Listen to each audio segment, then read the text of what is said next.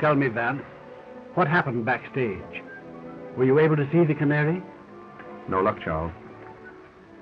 She's about as hard to get out in her dressing room as she is in that swing.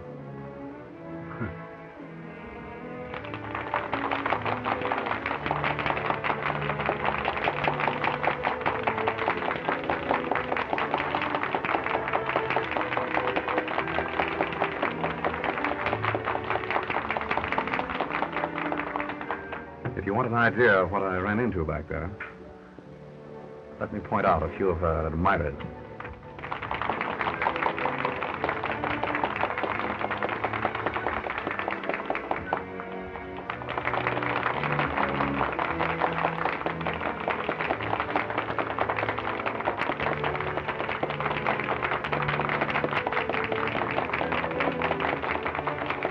You see a man standing at the box opposite? Yeah.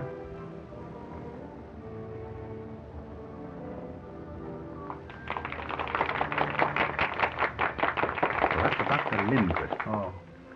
He was outside her dressing room just now, along with these other two. Hmm. I understand that the Canary has her claws in all three of them. Are they rich? Oh, naturally. Well, then what does she want with my son? The allowance I give Jimmy is hardly tempting. Ah, my dear Charles, our little feathered friend in the swing there has social ambitions. She wants to be Mrs. Jimmy Spotswood. Impossible. I'd do anything in my power to prevent that, even if Jimmy still cared for her. And I still believe that she'll listen to dollars and cents. I wouldn't be too sure of that, Charles. As you know, I've more or less made a hobby of crime and criminals. That girl is no ordinary blackmailer. I'm firmly convinced that she'll stop at nothing to marry Jimmy. But Jimmy won't have her. I tell you, he has really come to his senses. Another girl? Yes. Well, you know her. Alice. Oh, yes, of course. A very nice girl, too. Yes, she is. Vance, I'm afraid that I'll have to use my own judgment in this matter. I'm going to see this Canary at her apartment as soon as possible. Well, very well, Charles. But, act quickly.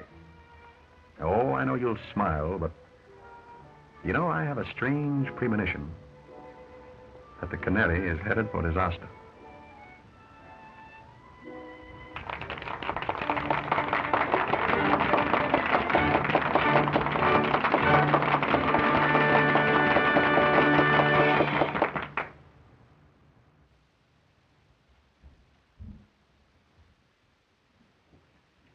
Evening, Mr. Spotswood. Hello there. Shall I announce you to Miss Odell? No, don't bother. That's perfectly all right. Very well.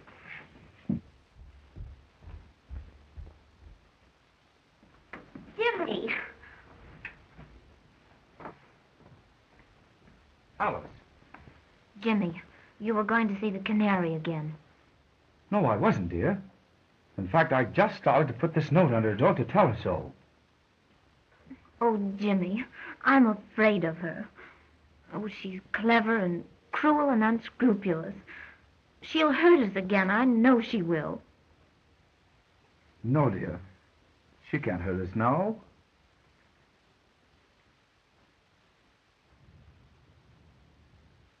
Hey, boy, will you announce my name?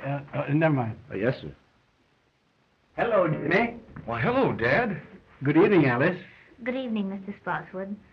You know, I'm delighted that you and Jimmy have made it up again. Thank you. You know, I'm going to try to show you that all showgirls aren't like, well... Like the Canary, eh? Yes. Yes, I want to talk to her. Do you suppose she's home yet? I suppose so. No, Dad, you're a regular guy for helping me on this thing.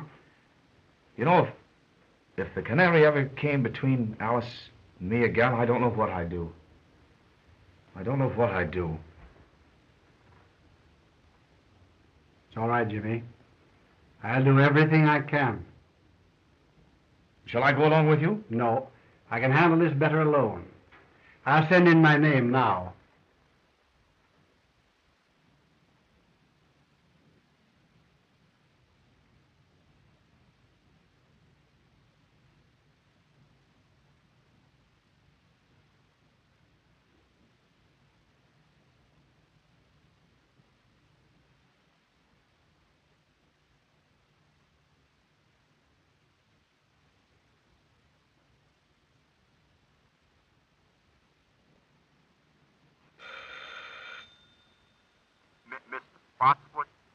Send him in, please.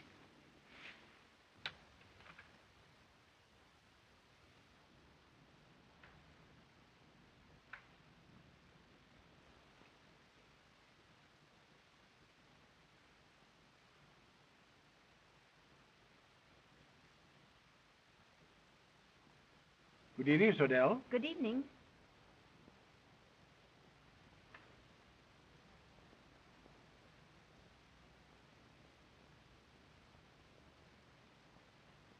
Shall we go over here? Why, yes.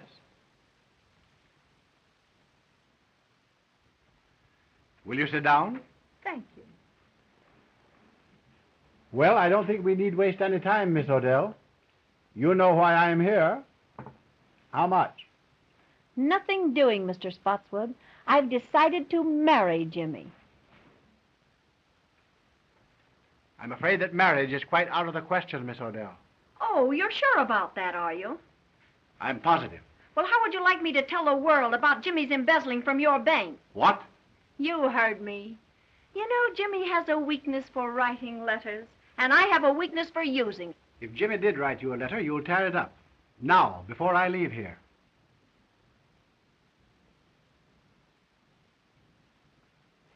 Sure. Go ahead, tear it up yourself. My memory's still perfect.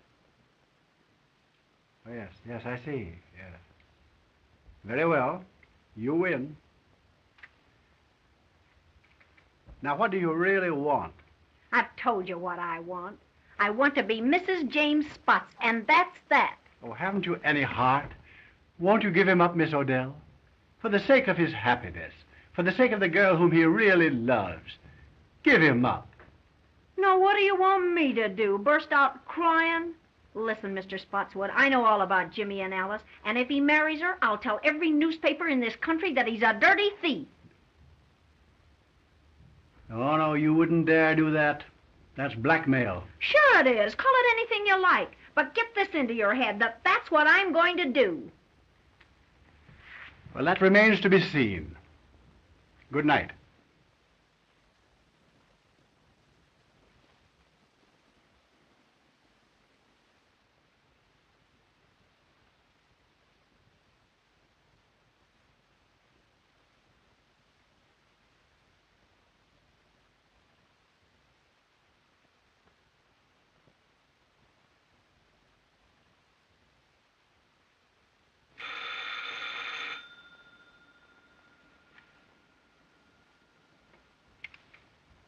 Mr. Cleaver, please. This is Mr. Cleaver speaking. Not the Mr. Cleaver, the great reformer. Yes. Well, this is your favorite weakness. Margaret! Don't get nervous, baby. I've got some news for you. Good news? Yes, darling, I'm going to marry young Spotswood. Well. May I send you my heartiest congratulations? You bet you can. But send 'em from Tiffany's. What's that? You heard me. And send me one of those fancy autographs of yours on a nice fat check. I'm very sorry, but I'm afraid I shall have to refuse. Ah, be yourself. Big reformers who lead double lives can't refuse. Now look here. I'll see you dead first. Listen, You'll be here after the theater with the dough and like it. The little rat.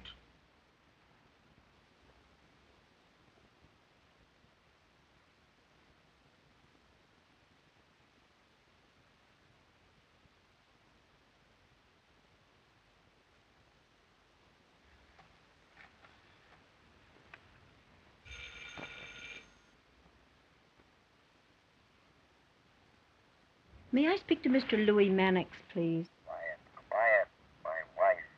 Don't get excited. I just thought you'd like to know I've sold the body down the river. I'm going to marry young Spotswood. Splendid. yes, darling. And I've decided that you're the best man. Best man? Yeah, the best man I know of to kick in with a nice, handsome present in cash. Now, see here, you know I can't afford. What do you mean is, you can't afford to let the ball and chain know what a big-hearted Santa Claus you've been. Now, look here. I've told you what I'd do to you if you ever got to The wife? Forget that bunk. And be on my front porch after the show with that Jack, or I'll get to your wife all right.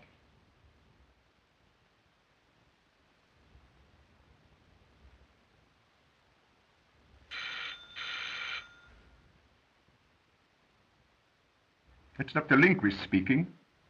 Oh, yes, Dr. Lindquist. How would you like to do me a little favor? Why, certainly, Margaret. I'd do anything for you, you know. How would you like to go jump in the lake?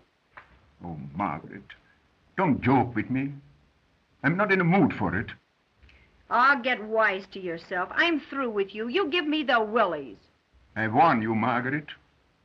I'm desperate. If I can't have you, no other man shall ever have you alive.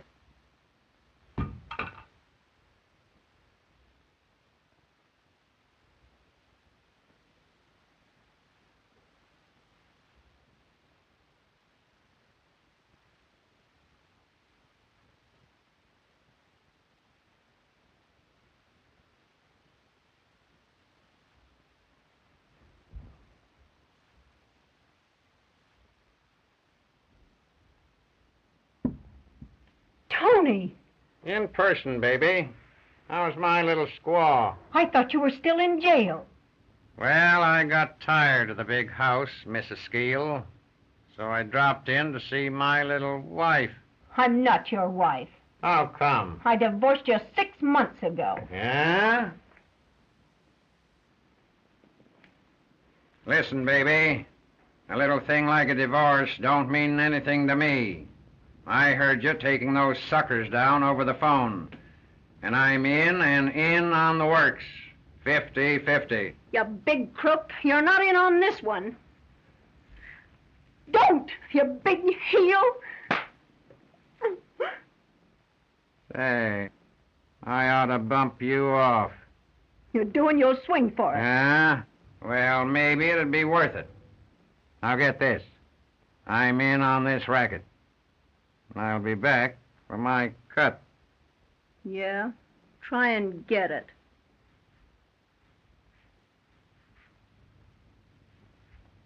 Say, baby, don't bother changing the box on this door. The lock I can't pick is still in Yale.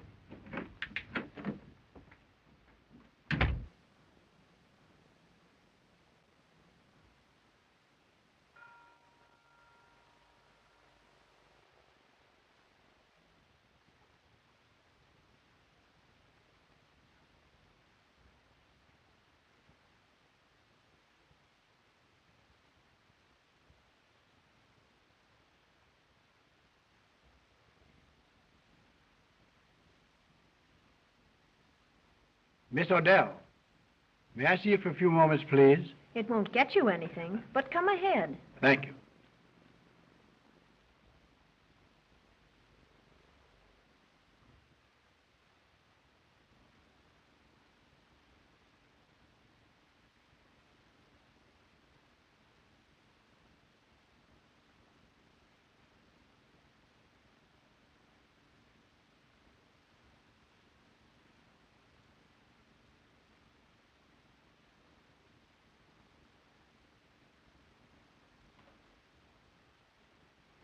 I have something to say to you, Miss Odell, which I believe will make you change your mind about Jimmy.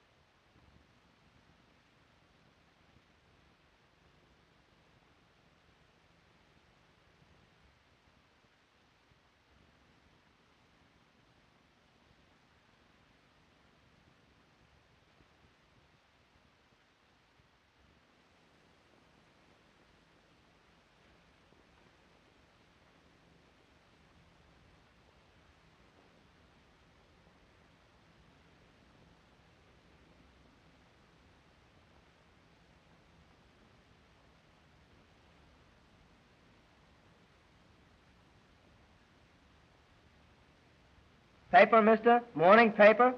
No. No. No.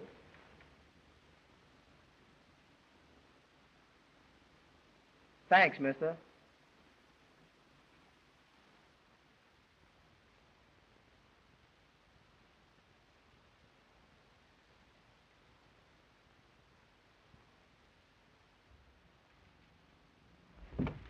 Very well, Miss Odell. That suits me perfectly. Think it over tonight, and I'll come for your answer in the morning. Good night.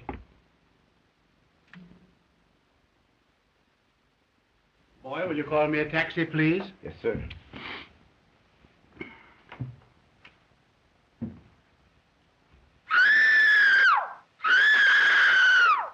Well, what's that? Miss Odell!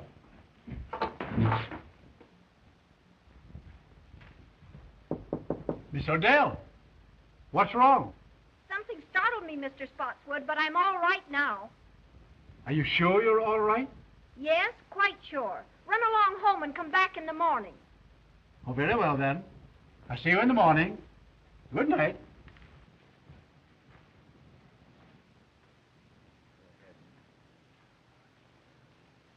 Stuyvesant Club. Yes, sir.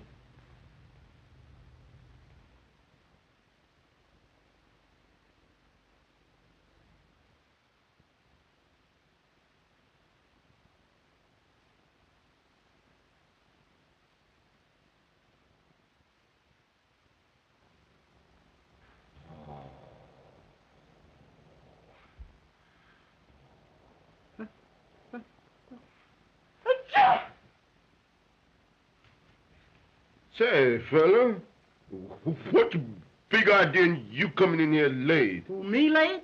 Yes, you late. I've been here for an hour. I don't want that stuff. Well, I've been here... I beg your pardon. Mr. Spotswood, calling on Miss Odell by appointment.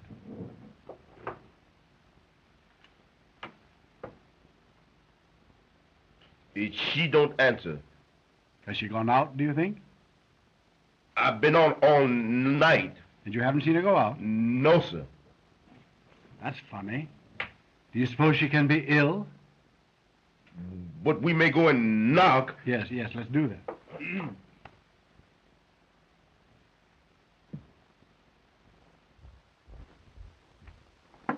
Miss Odell.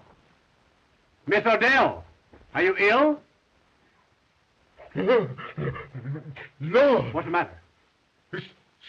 Something has happened. Go get your pass key. Yes.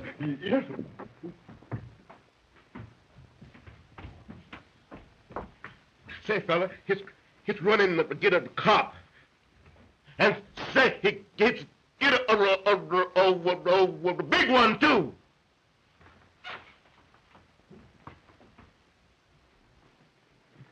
You better let me have that.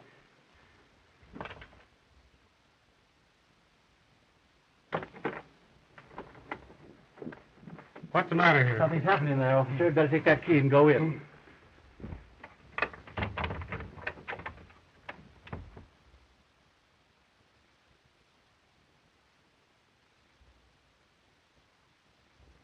He's dead.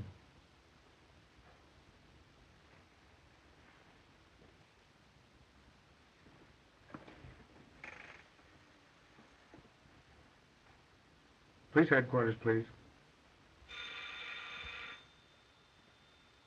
Patrolman Cassidy speaking. There's a woman dead at 184 West 71st Street. It looks like murder. Okay, Cassidy.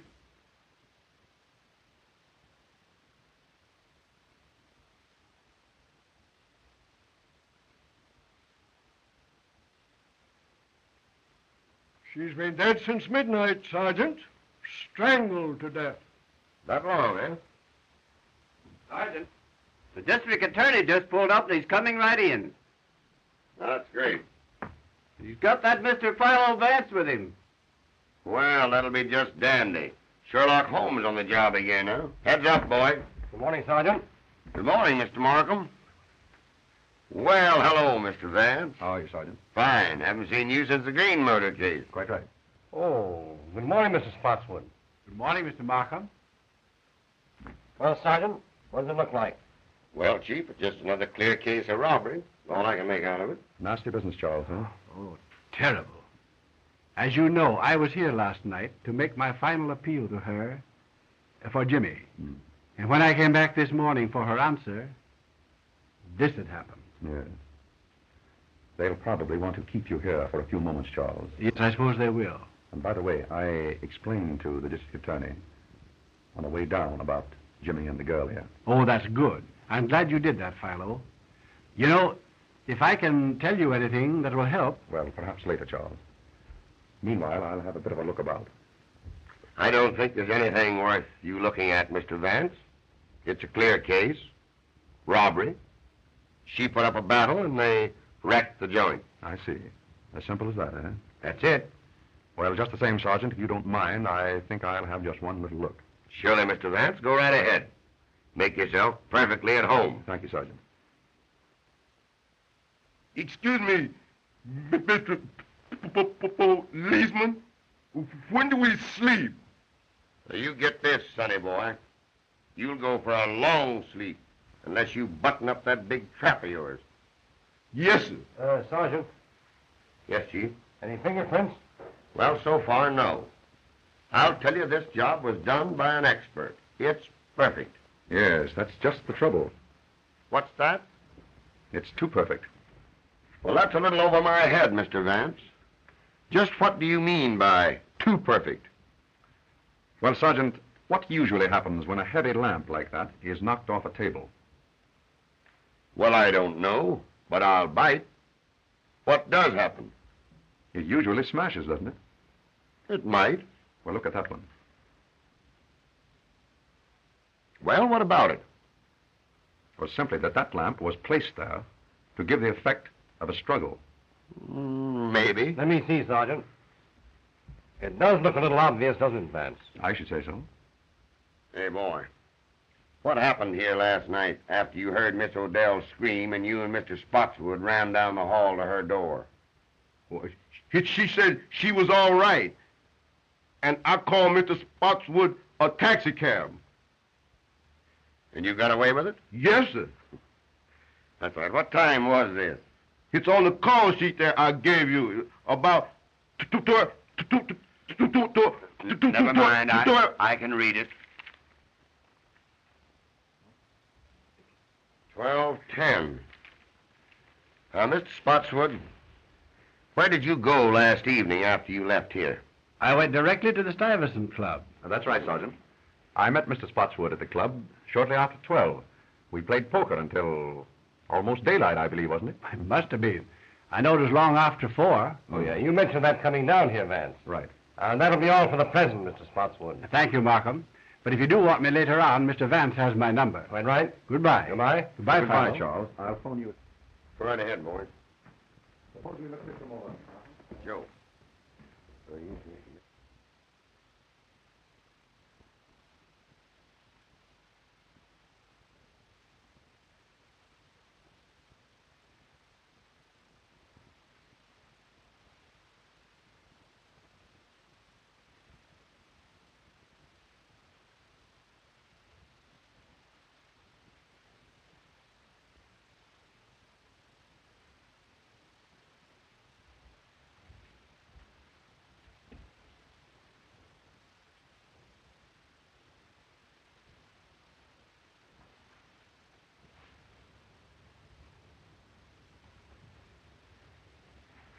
Oh, Sergeant, would you step over here for a moment, please?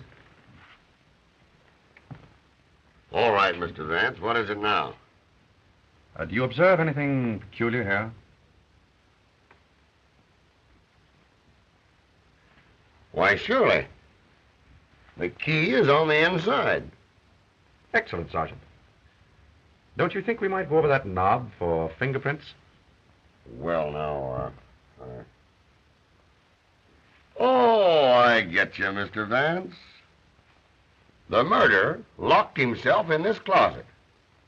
When Spotswood left, he came out and croaked the canary. No, I hardly think so, Sergeant. If you'll observe, this is the one place in the entire apartment that hasn't been disturbed. Now, what does that signify? That and the fact of the key being found on the inside. Just as I told you. The murderer was in this closet and came out when Spotswood left. I don't think you quite get my point, Sergeant. If the murderer had been in here, he would have upset this closet as he did the rest of the apartment, wouldn't he? Well, yes, I guess he would. Precisely. Gentlemen, it was someone else who was in that closet while the apartment was being ransacked. And that someone witnessed the murder. Through the keyhole. Splendid, Sergeant. And if you'll find who was in that closet, I think you'll learn from him or her who it was that killed the canary. Sergeant, get the fingerprints, will you? Oh, Joe. Oh, Sergeant, you might check up on the other apartments. Mr. Vance and I are going outside.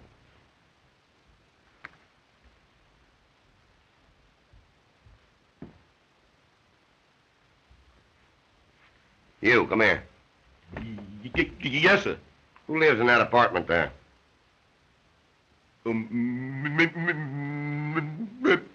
Miss Alice LaForce. Isn't she the dame that had the battle with the canary the other night over young Spotswood? All right, all right.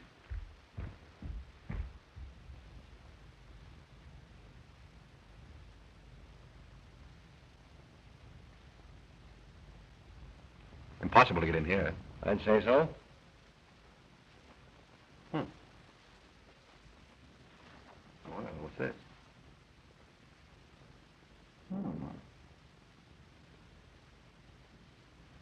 That's odd. May prove that interesting. What do you think? I see, Miss LaForce. I see. But you and the canary had a fight over young Spotswood, didn't you? Why, yes. We did have a fight. You see, she took Jimmy away from me and got him into trouble. But that's all over now. Jimmy and I made it up just day before yesterday. You didn't see young Spotswood last night, did you? Why, yes. He brought me home from the theater. Uh-huh. So he was hanging around here last night, was he? Yes, but he was with me until after 1 o'clock. Now, wait a minute, lady. Wait a minute. You save your alibis till we get you down to headquarters. Go slip on your things. Why, look, you don't think that... Put 'em on. Oh, Mr. Vance, I'm frightened. Well, now, don't you be worried, Alice. Just you do as the sergeant says. All right.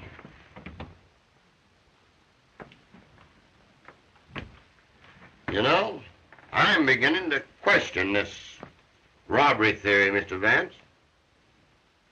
You and I were right. Oh, yes. Why, I can see plainly that this murder is all mixed up in a love pact.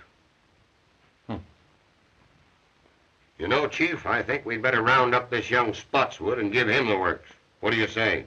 Quite right, Sergeant. Markham, I'd like you to add a few names to that list, if you don't mind. The men I mentioned on the way up here. Dr. Ambrose Lindquist, John Cleaver, and Louis Mannix.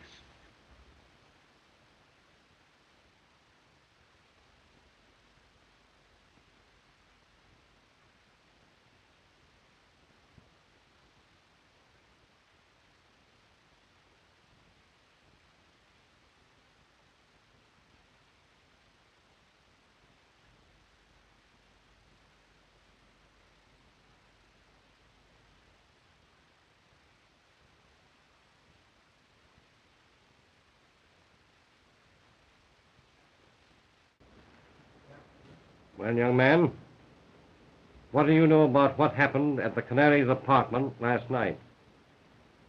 Nothing. But look here, sir. That has nothing to do with Alice. I mean Miss LaForce. The papers say the Canary was murdered before midnight. And I tell you, we were together the whole time. And it isn't fair to hold her. You haven't the right. Now, Jimmy, don't get worked up. Everything's going to be all right. Why not interview the others first, Markham? Very well. Gordon, take Mr. Spotswood out in the other room and hold him there. I'll talk to you a little later, young man.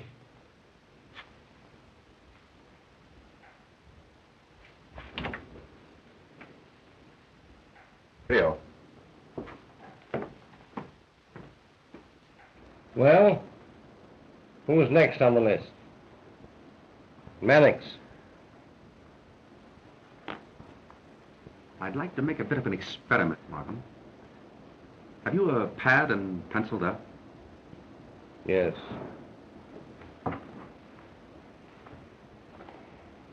There you are. You have that newspaper handy? Yes, right here. All ready? All right. Good morning, Mr. Vance. Good morning. Mr. Markham. Good morning. Will you please take a seat? Thank you.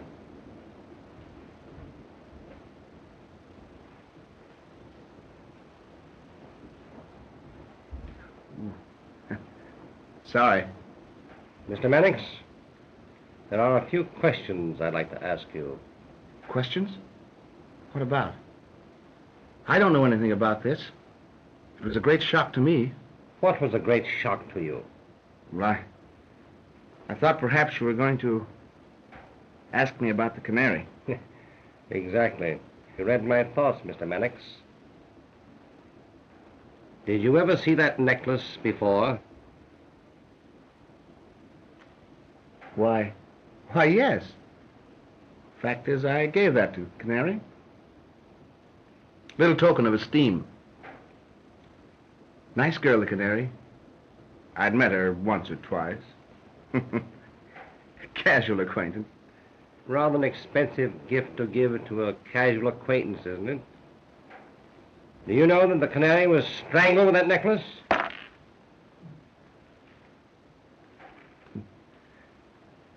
Most remarkable.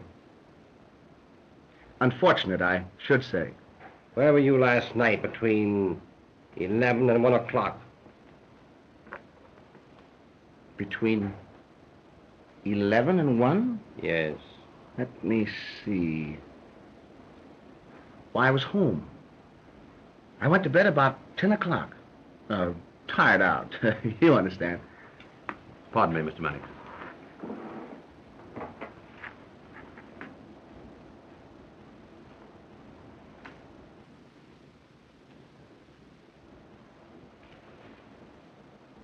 Any comment to make, Mr. Mannix? Odd habit of mine, drawing triangles. Mr. Mannix, if you were in your bed last night at 10 o'clock, how did you manage to drop that newspaper just outside the Canary's apartment? That edition isn't on the streets until 11.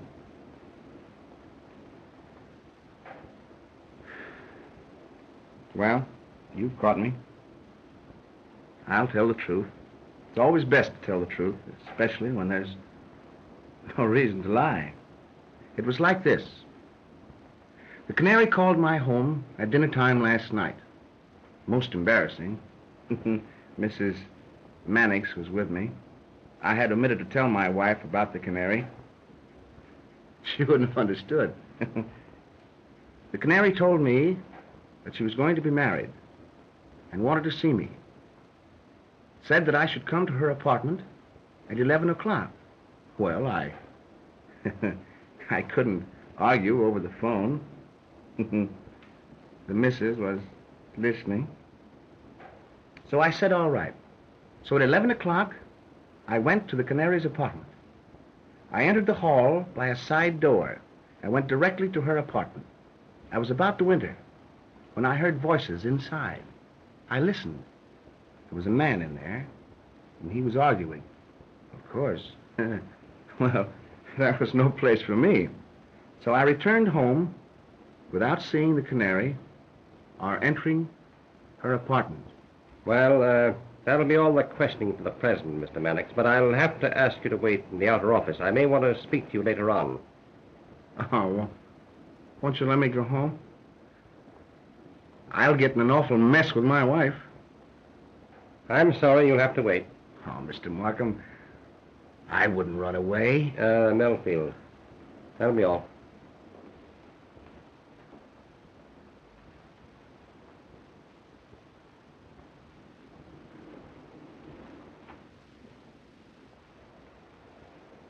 Mr. Markham, You gotta help me square this with my wife.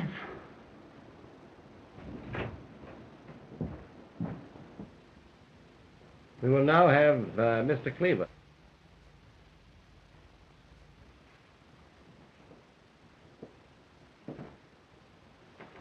Good morning, Mr. Cleaver. Good morning, Mr. Markham. Can I do anything for you? Will you please have a seat? You mind if I smoke a cigar? Oh, please do.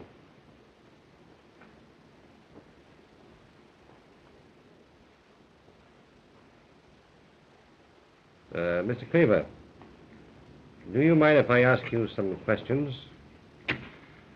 Why, of course, if I can be of any help. Where were you last night between 11 and 1 o'clock? Motoring up the Hudson in the moonlight, alone. Though I don't see what that has to do with the district attorney's office. Well, only this, Mr. Cleaver. If you were indulging in the nocturnal beauties of nature along the Hudson last evening, how does it happen that this cigar band, bearing your initials, was found just outside the Canary's window at an early hour this morning?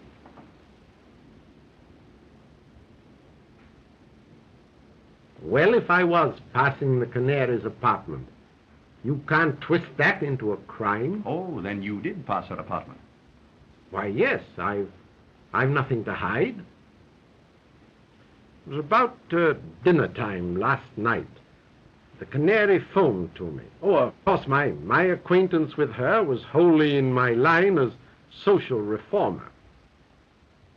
I'd hoped that she was going to leave her immoral life and marry and settle down and be a good woman. And you kept the appointment? Yes. Yes and no. I was a little late. I arrived at her apartment about 11:45 or thereabouts. I waited for a minute outside her window to light a cigar. Then I glanced down to the side entrance to the building. And who should I chance to see but Dr. Lindquist? He was behaving in a very peculiar manner. Seemed to me very queer, very mysterious. I didn't like it, so I made up my mind not to see the Canary again. And I turned, walked back home. Now, that's all I can tell you. I'm a busy man, and I hope you'll excuse me. I'm very sorry, Mr. Cleaver, but I'll have to ask you to wait in the outer office. I might want to question you again. You mark my words, Markham. You'll be sorry for this. Well, I'll take my chances, Mr. Cleaver.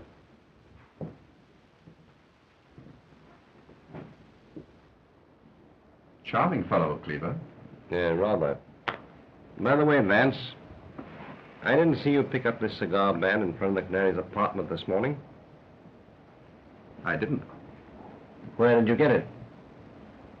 From your wastebasket. Wastebasket? Cleaver dropped it there when he entered. I took a chance on his not remembering that.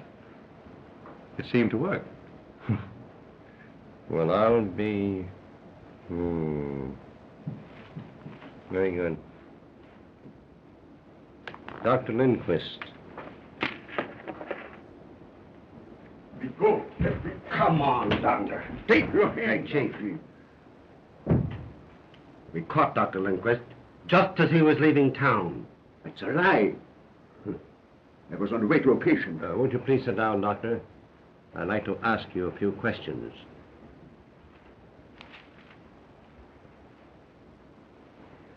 Doctor, where were you last night between 11 and 1 o'clock? None of your business. It is some of my business. You were seen coming out of the Canary's apartment at midnight. Not so fast, Doctor. Calm yourself, Doctor.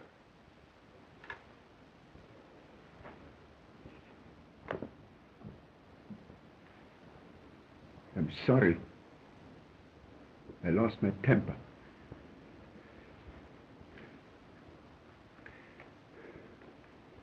I'm under a terrible strain. I loved the Canary dearly. And I'm terribly upset. Do you know that the Canary was strangled with that necklace?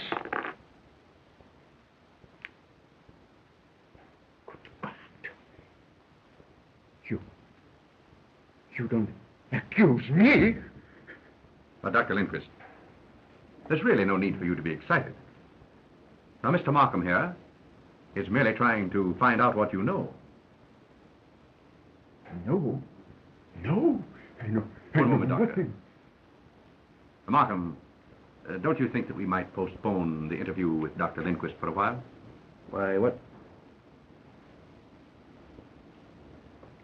Very well. That'll be all for the present, Doctor. I'd like to have you remain in the outer office.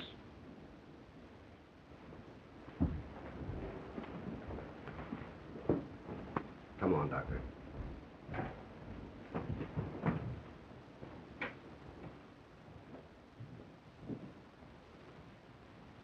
What was the idea, Vance? We had him when he was about to tell us everything. Well, on the contrary, Markham, in his present extremely excited condition, I very much doubt if he would have told us anything. I do think, however, that if we give him a chance to cool off a bit, he's very likely to tell us the truth. Well, perhaps you're right. Good morning, Sergeant. How are you, Sergeant? Good morning, Chief. Hello, Mr. Vance. Take a slant at those. There's the Canary's jewels. They were found in an ash can about a block from her apartment this morning. I guess that kind of disproves the robbery theory. We were right, Mr. Vance. I say we were right. Oh, yes. Yes, apparently we were, Sergeant. Now it's up to us to find another motive. Yes, quite right, Sergeant. You know, Markham, I've been thinking this over all morning. And I believe that I can come pretty close to the psychology of the man who committed this murder. I believe that I can pick him out from that list of suspects, if he's among them. However, it will require a bit of an experiment. Now, what is in your mind? Well, I'd like to use that conference room of yours there for a friendly little game of poker with your suspects. Well, now, that's a cute idea. Just what is your idea, Vance? Well, just this, Markham. A man's true nature always comes out in a game of poker. Now, I know the type and the temperament of the man who murdered the Canary. And in a game of poker, I believe that I can come pretty close to putting my finger on him. That's a new way of catching crooks. Take it easy, Sergeant, will you please? Well, go ahead, Vance. The experiment can do no harm. Quite right. Now, I'd like to have the sergeant's help. Well, I'd be very glad to help you, Mr. Vance. As long as you don't try to hang the murder on me. Sergeant, will you take Mr. Vance's orders, please? Okay, Chief.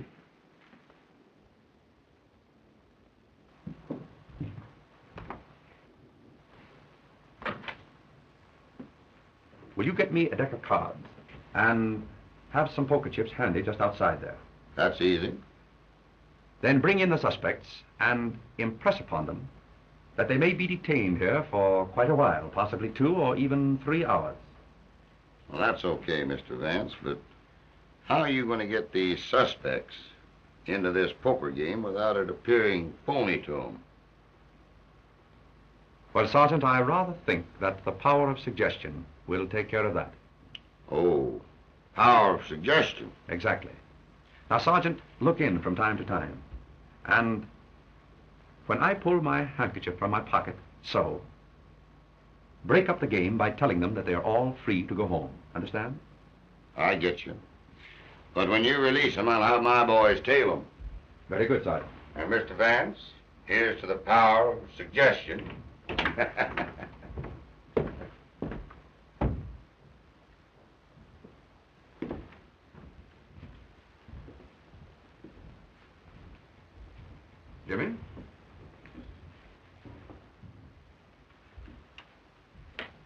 gentlemen, you're liable to be here for 2 or 3 hours.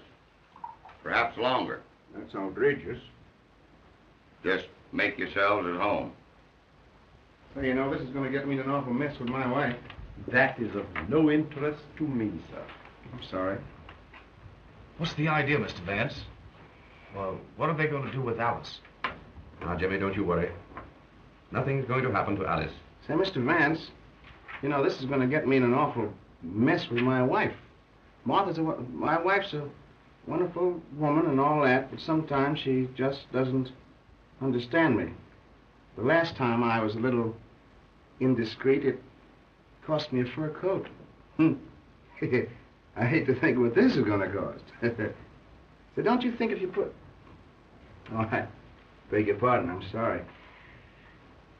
Mr. Vance, you haven't got an extra pack of cards, have you? Oh, I'm sorry, Mr. Mannix, but you're welcome to these. Oh, no, thanks, just the same. I wish we could play a little cards. Say, that's a good idea. How about poker? I'm agreeable. What about the others? Dr. Lindquist? Oh, anything to pass the time. Mr. Cleaver? Well, as a rule, it's against my principles, but I suppose on an occasion like this one can relax a little. Just draw up chairs, gentlemen. Thank you. Sergeant, how about some poker chips? Surely.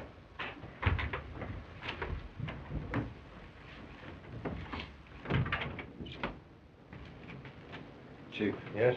Mr. Spotswood is here. Have him in. Come in, Mr. Markham. Good morning, Mr. Spotswood. Good morning, Markham. Good morning. I say, Markham, what are you holding Jimmy for? Surely you're not accusing him. No, of course not. We're simply trying to find out what he knows, that's all. Oh, yes. Where is he now? Why, in the other room there with Vance. May I see him? Why, certainly. Of course you could. Vance, Mr. Spotswood is here. Oh. Hello, Dad. Oh, hello, Jimmy. Good morning, Charles. Good morning, Philo. But, Dad, what are you doing here? I came to be with you, Jimmy, while you're detained. Oh, by all means. We've just started a little game of poker here, Charles. Would you like to join? Come on, Dad, sit and take a hand. Well, all right. I'll sit in. That'll be fine. Suppose you take that chair, Charles. Thank Gentlemen, this is Mr. Spotswood. Mr. Mannix. How do you do, Mr. Mannix? Dr. Lindquist. Doctor. And Mr. Cleaver. Mr. Cleaver. How do you do? Shall it be jackpots, gentlemen? Why, yes, anything. Well, yes, the Mrs. and I usually play jackpots.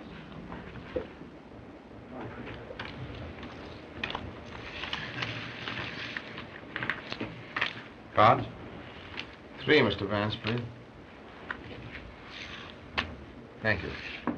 Cleaver? 2, please. So it's between you and me, Mr. Cleaver? Yes.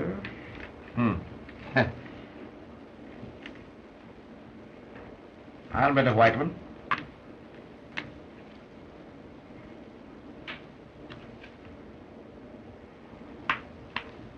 Oh, so you're calling me? Yes. Well, just openers, pair of jacks.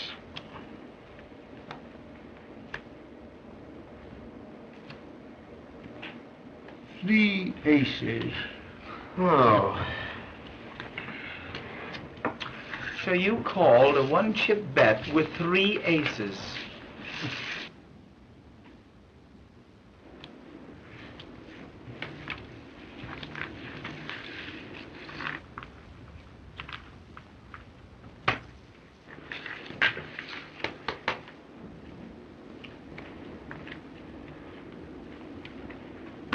Open. I'm out.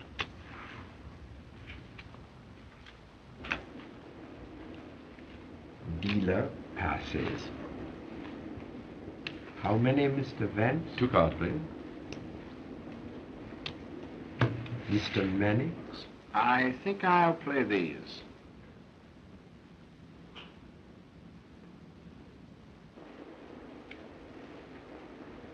I'll check the bet to you, Mr. Mannix.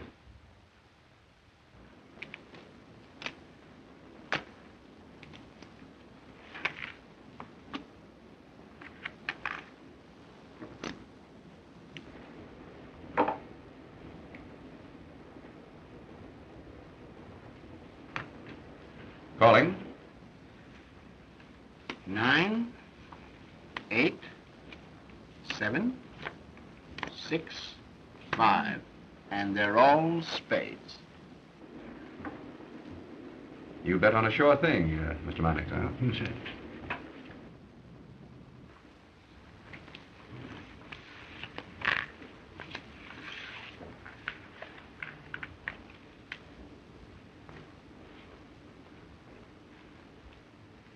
I open for 1.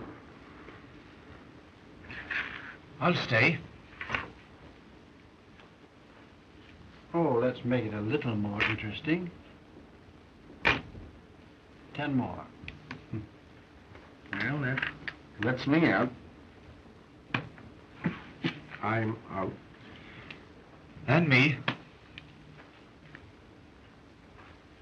I'll stay with you, Charles. Cards, gentlemen. 3 for me. 1, 2, 3. Mr. Spotswood? I have plenty.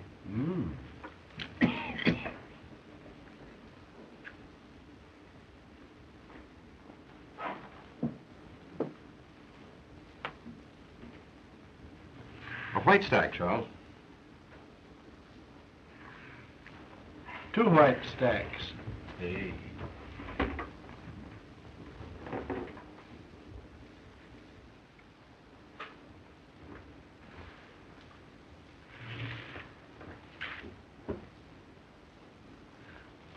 Up 2 chips, Charles. Oh, you want me to do the betting, eh? All right.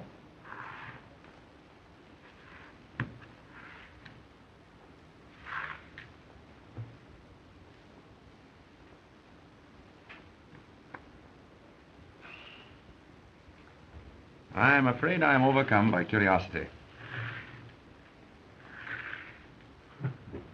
What have you? 2 deuces. They're good. They're what? Well, why the philanthropy, Philo? Well, I had ace 5.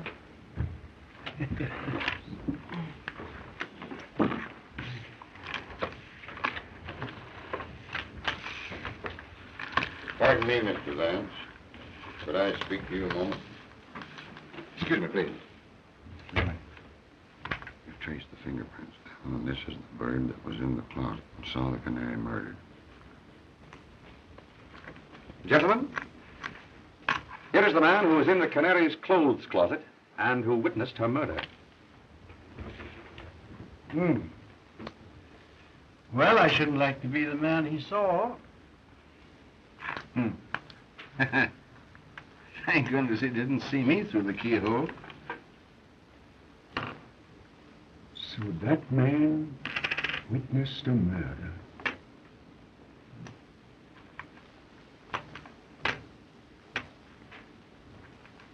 Singularly unattractive countenance.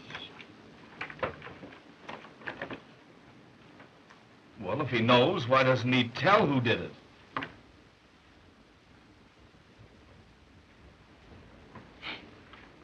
Gentlemen, I've been instructed by the district attorney to inform you that you're all free to go home. Thank goodness for that. I wonder what the wife will say. Has anyone a fountain pen, please? There's mine. Oh, thank you, sir.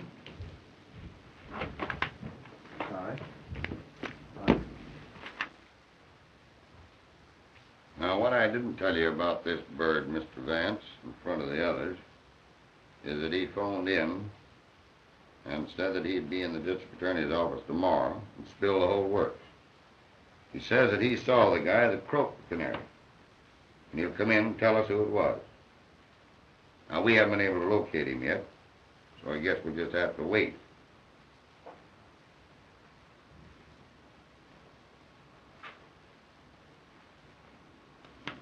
Well, Sergeant,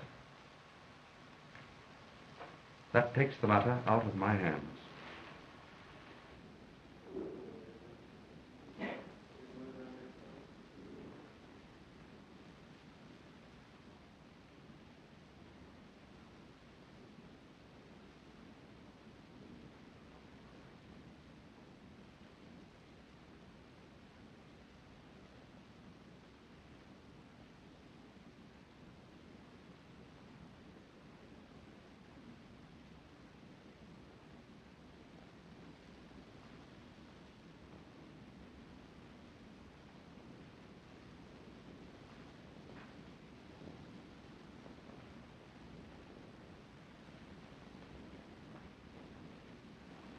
Markham, there can be no doubt of it.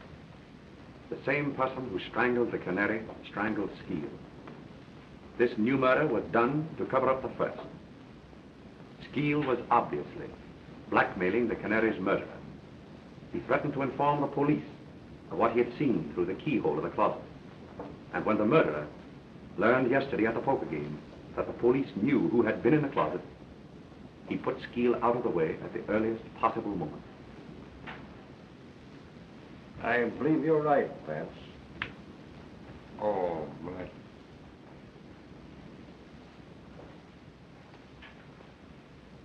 Did any of the suspects get away from your men last night? We never lost sight of Lindquist, Mannix, and the girl. But young Spotswood and Cleaver gave us the slip. That'll be all. Okay, Chief. Vance? That leaves Jimmy and Cleaver. Morning, Chief. Good morning, Heath. Boys. Hello, Mr. Vance. Good morning, Sergeant. Well, Chief, everything's okay. I've got the guilty man, and I've got him right. You've got him? I hope to tell you I have. Where is he? All right, Mac. Bring him in. Mr. Vance. Jimmy. This fool arrested me this morning at breakfast for the murder. Why, it's just like shooting fish in a tub, Chief. I've got all the dope, and I've got it down pat. Motive and everything. Now, this Dame Alice croaked the Canary, jealous because she'd stolen her fellow. The kid here bumped Skeel off to shut his mouth and to protect the dame. It's a lie. That isn't all, Chief. I've got the evidence. And it's not psychology, Mr. Vance. Mr. Vance, he lies. He hasn't any evidence he couldn't have. Just a minute, Jimmy. Sergeant, what is your theory? Well, I don't go on theory. I use cold facts, Mr. Vance. Now, you wait a minute. Did you ever see that pen? Yes. It's mine. You bet your life it's yours. Take a look at that pen, Mr. Vance. Chief? Well? Now listen to this. This morning I found that pen on the floor there by the table where Skeel was murdered. And the kid here admits that it's his.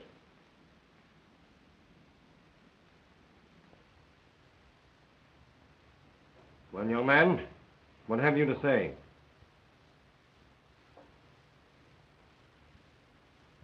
Yes, I killed them. Both of them. I guess that does it, Chief. We've got him in a sack. Now, this Dame Alice... Wait a minute. You've got what you wanted. Now, take me out. Take him away, Mac.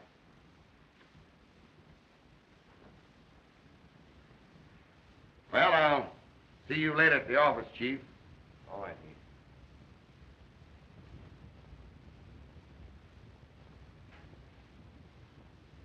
Sorry, Mr. Vance.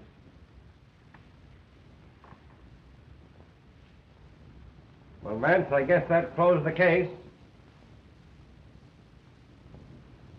No, Markham, it doesn't. What do you mean? I mean that the boy is not guilty. Well, that's nonsense. Not nonsense, Markham. Because I know who is guilty. Come now, Vance, I tell you, Markham, I know. And inside of 1 hour, you'll know too. I'm going to telephone at once to the real murderer and have him come to the Canary's apartment. And I want you to be there. But the boy has confessed everything. Markham, if you don't meet me there, you'll be the laughing stock of New York in 24 hours.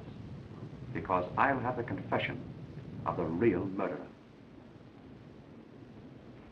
Well, all right, Vance, if you want it that way. I'll be there.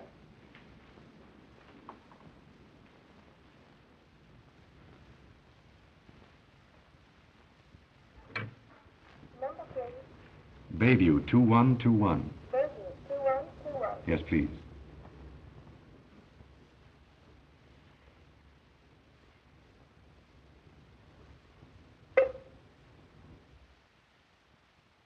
This is Philo Vance. I want to speak with Oh, hello, Philo. How are you? I didn't recognize your voice. I've something of extreme importance to tell you. Jimmy has just been arrested. He has confessed to the murder of both the Canary and Skeel. Do you understand? Yes, I understand, Philo. Jimmy is not guilty. I am the man you want. How soon will you meet me at the Canary's apartment? It'll take me almost an hour to get in from the country, but I'll be there. Good.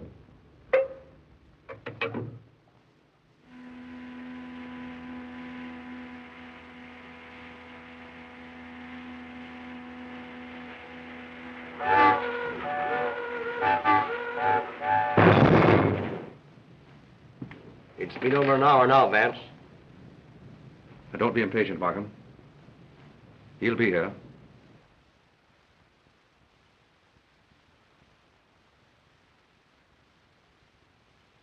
Who is it you're expecting?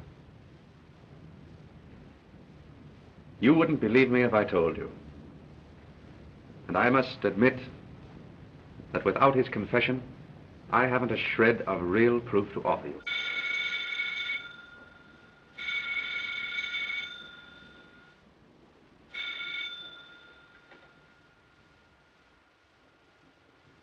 Hello? Yes? This is Mr. Vance speaking.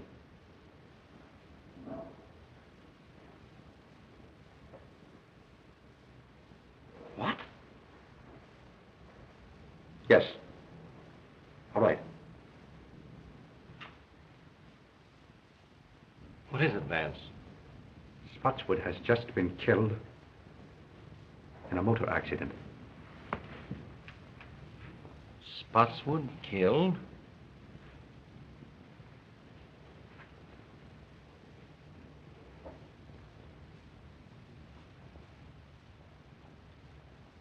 My sympathies, old man. I know what great friends you were. It's worse than you realize, Markham. It was Spotswood who killed both the Canary and Skeel. Spotswood? I've known it ever since the poker game. But how could you know? Sit down, Markham. It wasn't really so difficult. Remember, the man who committed this particular crime must have had certain definite qualities. A mind capable of working out a well-planned and brilliant course of action. Willing to take a desperate chance and see it through. Now consider the men in the game. Jimmy, I ruled out at the start. But I'd known him as a boy, and his youth and impulsiveness were hardly consistent with such an obviously premeditated murder. Lindquist was far too excitable and erratic to have plotted such a carefully calculated crime. Cleaver, much too cautious and entirely lacking in the necessary boldness. Mannix, timid and unwilling to take any risk except upon an absolutely sure thing.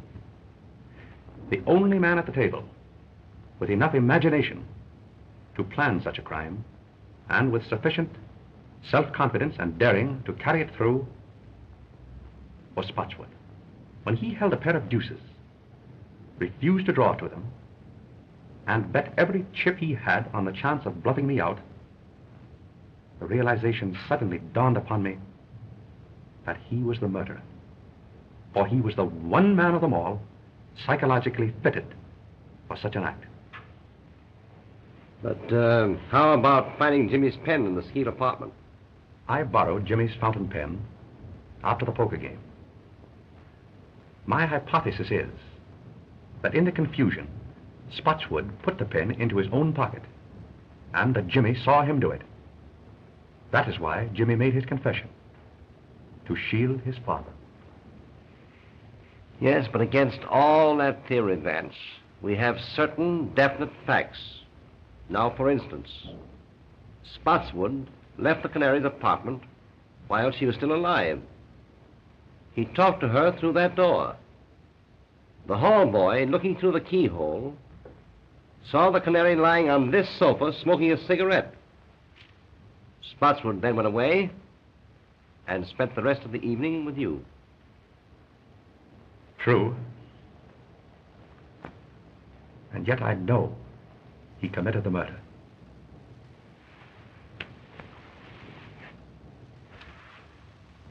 I've got to find out how he did it. I'm afraid you will, Vance, so that Jimmy can go free.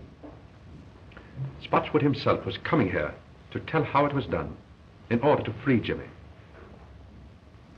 And now he's dead. I've got to solve it.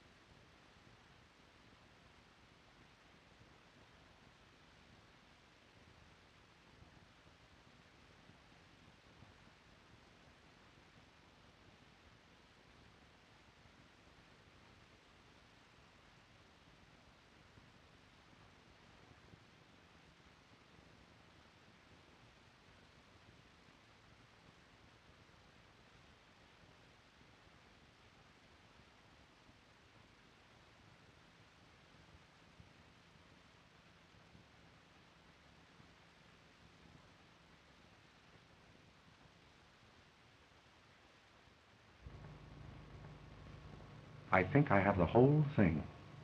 Now follow me closely. The Canary was lying there. Spotswood, let us say, was standing here making a final plea for his boy, which met with an absolute refusal. He walked around to the head of the sofa. Suddenly, he clapped his hand over her mouth, and with his other hand, caught her necklace. And before she had a chance to cry out, he strangled her. He then proceeded to set the stage, to make it appear that the crime had been committed with robbery as a motive. He stripped her jewels from her and placed them in his pocket. Then, he took a cigarette from that box and lit it. He laid her hand here, placed the cigarette between her fingers, so that in case anyone should look through the keyhole of that door there, it would appear as if she were lying here smoking. He then overturned the entire apartment to make it look as if a burglar had ransacked the place. Now just step over here, Markham. He came to this closet door, but he couldn't open it. Skeel had locked himself in, though Spotswood didn't know that. And Skeel, through the keyhole, saw everything that Spotswood did. That accounts for the orderly condition of this one closet when everything else in the apartment was ransacked. And that, Markham, was the technique of the crime itself. But that doesn't account for the fact that... Just a minute. I haven't quite finished. I want you to go out into the hall and stand at the desk where Spotswood stood when he ordered his cab. Very well.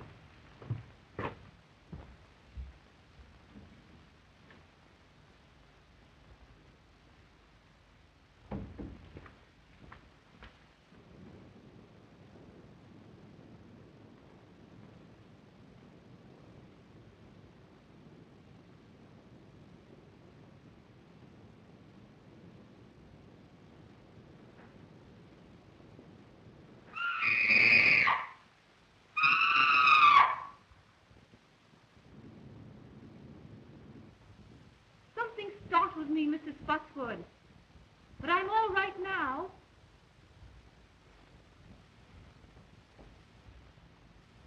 Yes, quite sure. Run along home and come back in the morning. You understand now? This record was Spotswood's alibi. Undoubtedly, the reason he returned here the next morning was to get it back. But he was prevented by the arrival of the officer who entered the apartment with him.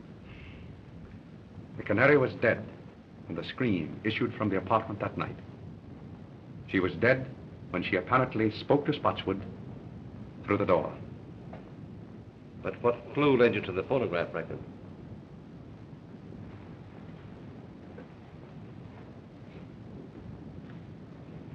It was this magazine. That is hardly a magazine the Canary would have read. So I concluded that someone else must have brought it here. Then, in running through the pages, I happened to notice this. Look closely. You see it? Why, yes, the imprint of a large circle. And on the opposite page? And the same thing. Precisely. As if a disc had been pressed between the two pages. That brought to my mind the thought of a phonograph record. And suddenly, the whole plot became clear to me. It was the only way that Spotswood could have committed the murder and have produced a voice in the apartment after the Canary's death. But I can't understand how he could have reproduced the Canary's voice. It wasn't the Canary's voice, Markham. Spotswood made that record himself. Probably it was his own voice, in falsetto. And remember, it was only necessary to fool the houseboy and through a closed door. Yes. I can see it all now. He played the game shrewdly and boldly. It was Jimmy's whole life's happiness that was at stake. And Spotswood risked his own life for his boy.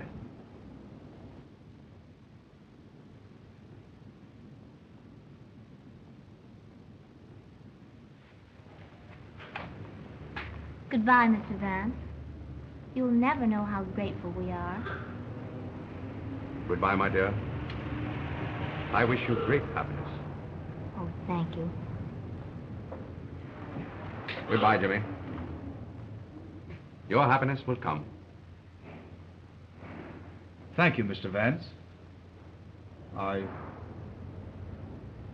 can't say any more just now.